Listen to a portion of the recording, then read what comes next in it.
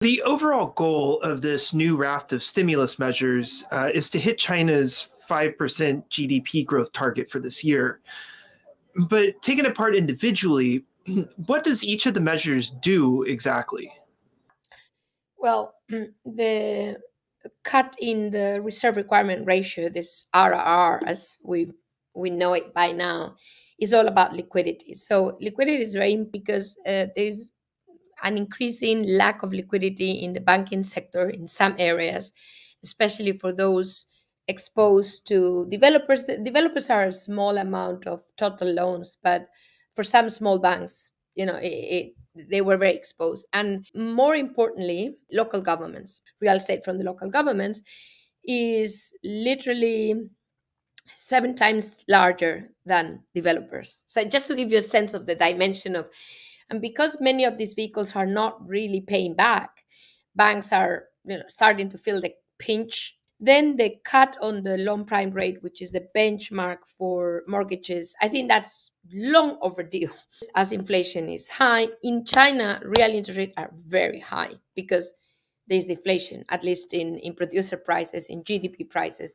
And in CPI is basically close to zero. Thus, mortgages are hard to finance because of this situation. China, of course, has been facing a number of very difficult economic challenges. It has been for months. So how aggressive would you say that these new measures are in addressing those issues, especially compared with how the Central Bank of China has acted in the past?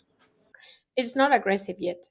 Bear in mind that there's so many things that they need to do.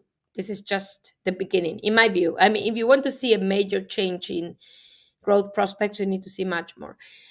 Just to note that interest rates or sovereign bond yields continue to go down. Yes, stock market is going up. That's a good signal.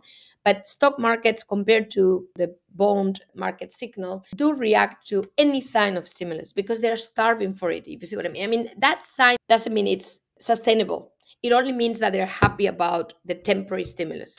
What other steps do you think should be taken by China as it seeks to improve its economic performance for this year? I think they need to design a comprehensive program. They need to say they're going to spend on fiscal. How? I would expect them to say it's targeted to the consumer. So not just infra expenditure or just additional issuance of local government bonds as they usually do, quotas. I mean that no. We need to know where they're spending the money, and that must be the consumer.